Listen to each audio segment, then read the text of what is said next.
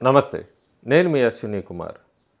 దాదాపు 70 సంవత్సరాల నుంచి అంతకుముందు బ్రిటిషర్స్ పరిపాలించినప్పుడు, ఆ తర్వాత భారతదేశంలో కాంగ్రెస్ ప్రభుత్వం అధికారంలో ఉన్నప్పుడు చాలా రాష్ట్రాల్లో హిందూ దేవాలయాలకి సంబంధించిన ఆస్తులు, ఆభరణాలు ఎటు వెళ్ళినాయో, ఎక్కడికి వెళ్ళినాయో, దేనికి ఉపయోగించారో లెక్కలేవు. హిందూ దేవాలయాల మీద దాడులు జరిగిన నోరు తెరిచి అడిగేవాడే లేడు. ఎవరైనా ఆ 67 సంవత్సరాల కాంగ్రెస్ పరిపాలన అడిగితే అదిగో అతను జైల్లో వేసేయటమో, కేసులు వేసి, లేదా అప్పుడు హిందుత్వవాది అంటూ ఒక ముద్ర, దానికి మద్దతుగా నిలిచిన వాళ్ళు కూడా చాలా తక్కువ మంది. నోరు మెదపాలన్నా కూడా భయమే. తర్వాత ఎక్కడో లేదా ఏదైనా కమ్యూనల్ వైలెన్స్లు వస్తాయనో ఏదో రకంగా కూడా క్రియేట్ చేసో ఎక్కడా కూడా నోరు ఎత్తనిచ్చేవాళ్ళు కాదు హిందూ దేవాలయాల మీద దాడుల విషయం కానీ, లేకపోతే హిందువుల మీద జరిగిన దాడుల గురించి కానీ. దౌర్భాగ్యం ఏంటంటే మనం చెప్పుకుంటాం హిందుస్థాన్ అని, హిందువుల మెజారిటీ ఎక్కువ ఉన్న దేశం, కానీ డెమోక్రటిక్ కంట్రీ అని బ్రాకెట్లో ఒకటి పెడుతూ ఉంటాము. అందరినీ సమానంగా చూడాలి అంటాం. కానీ చాలా రాష్ట్రాల్లో ఈరోజు ఇప్పుడు కొద్దిగా ధైర్యంగా అందరూ నోరు మెతపగలుగుతున్నారు. చాలా రాష్ట్రాల్లో హిందువులు చాలా చోట్ల అణిచివేతకు గురయ్యారు. అగ్రవర్ణాలు కానీ, దళితులు కానీ, ఎస్సీ ఎస్టీలు ఇట్లా విడగొర్చడం కన్నా కూడా హిందువులు అంటాం కన్నా కూడా ముస్లింలు అంటే ఏమో భయపడేవాళ్ళు ఏమన్నా అనాలంటే క్రిస్టియానిటీ పెరిగిపోయింది. ఇన్ని సంవత్సరాల్లో చూసుకుంటే హిందువులు అనేవాళ్ళుగా ఉత్తర భారతదేశం, దక్షిణ భారతదేశం ఇట్లా అనకూడదు. కానీ దౌర్భాగ్యం అది కూడా అనాల్సి వస్తుంది రాజకీయ నాయకుల వలన. అక్కడ ఇక్కడ అని లేదు, అన్ని రాష్ట్రాల్లో జరిగింది.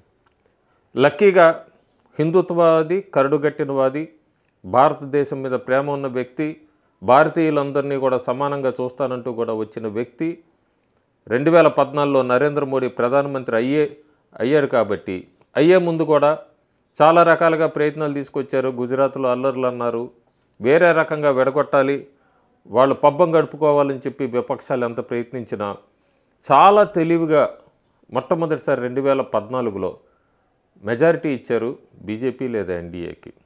లేదంటే కథ వేరేగా ఉండేదేమో.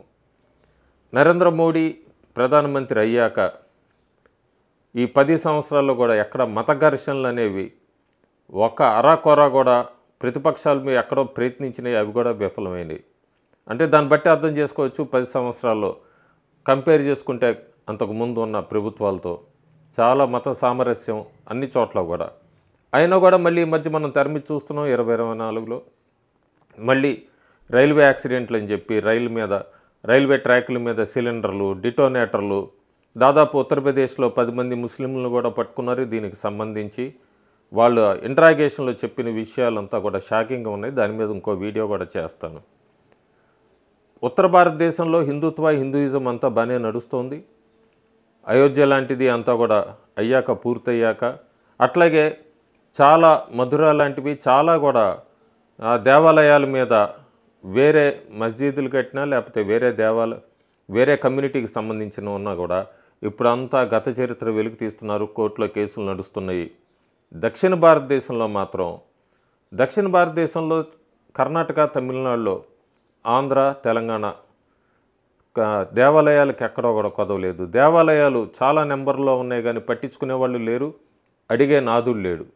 తమిళనాడులో ద్రవిడియన్ పార్టీలు ఎక్కడా కూడా అసలు దీని మీద నోరెత్తేవి కాదు.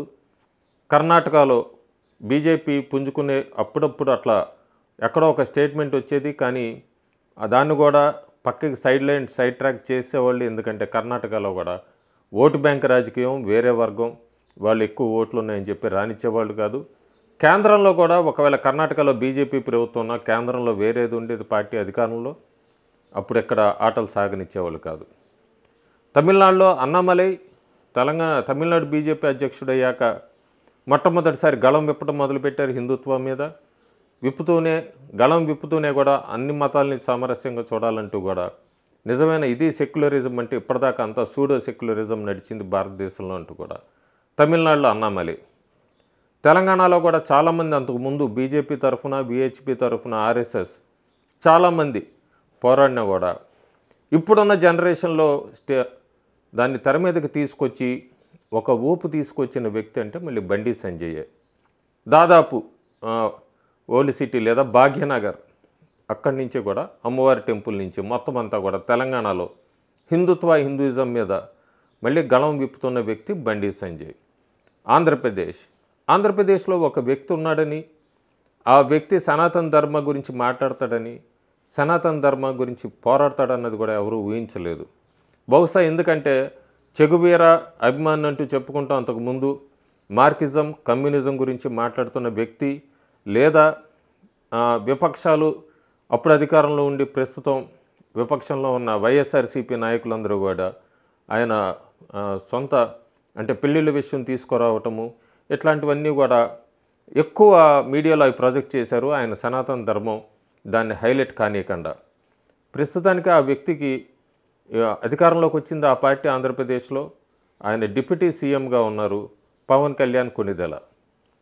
పవన్ కళ్యాణ్ 2024లో ఎన్నికల ప్రచారంలోనే నేను సనాతన ధర్మాన్ని కాపాడుతానన్నప్పుడు కూడా చాలామంది లేదా వైఎస్ఆర్సీపీ ఎన్నికల ముందు వైఎస్ఆర్సీపీ నాయకులు బహిరంగంగానే విమర్శించారు. తెలుగుదేశం పార్టీ నాయకుల్లో లోపల పవన్ కళ్యాణ్ సనాతన ధర్మ గురించి మాట్లాడుతున్నాడు, ముస్లింలు క్రిస్టియన్లు ఓట్లు వేస్తారో లేదో అనేది లోపలే మదన పడ్డారు, కంగారు పడ్డారు, పార్టీ అధికారంలోకి రాదేమోనని. పవన్ కళ్యాణ్ ఎక్కడ పట్టించుకోలేదు. ఆయన చెప్పాల్సిందానికి చెప్పాడు, సనాతన ధర్మాన్ని ముందుకు తీసుకెళ్తాన్నాడు, అట్లాగే ముస్లింలని క్రిస్టియన్ని ఎవరిని కూడా తక్కువ అంచనా వేయనని చెప్పాడు. అధికారంలోకి ఆంధ్రాలో ఎన్డీఏ వచ్చింది. ఆంధ్రాలో ఎన్డీఏకి వచ్చాక ప్రస్తుతం టీటీడీ ఒక వివాదానికి కేంద్ర బిందువైంది. తప్పు ఎవరు చేశారనేది ఖచ్చితంగా సుప్రీంకోర్టులు తెలుస్తుంది, అట్లాగే కేంద్ర ప్రభుత్వం కూడా తెలుస్తుంది.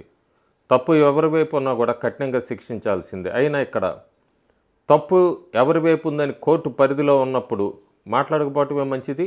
బయట మీడియా వ్యక్తులు కానీ పార్టీలకి ఎవరికి వాళ్ళు అనుకూలంగా ఎక్కడికక్కడ వాళ్ళు ఆర్టికల్స్ రాస్తున్నారు లేదా స్టోరీ బోర్డ్స్ రిలీజ్ చేస్తున్నారు. ప్రస్తుతం టీటీడీ ఈవో మీదకి వేలు చూపిస్తున్నాయి, అట్లాగే గత పాలక మండలి మీద అందరూ కూడా వేలు చూపిస్తున్నారు.